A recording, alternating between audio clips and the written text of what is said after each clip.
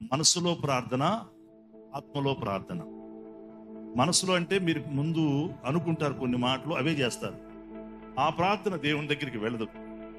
నాకు సంతోషంగా ఉంటే నేను చేసే ప్రార్థన మీకు సంతోషంగా ఉంటాయి, కానీ మీరు దేవునితో సంభాషించి ఆత్మలోకి వెళ్ళగలిగితే మీ కుటుంబానికి ఆశీర్వాదం, మీకు ఆశీర్వాదం, మీ జీవితాలకు ఆశీర్వాదం. కాబట్టి దేవుని ఆశీర్వాదం ఎలా ఉంటుందంటే బహు ఫలభరితంగా ఉంటుంది. చూడండి, ఇస్సాకు కౌంటింగ్ లోకి వచ్చాడు. ఇస్సాకు విత్తనం వేసి నూరంతరే, అది లెక్క. దేవునితో ఉన్నవాడు బహుగా ఫలిస్తాడంట.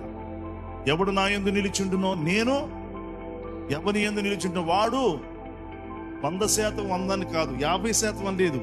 బహు అంటే 200% కూడా పొందొచ్చు. Praise the lord.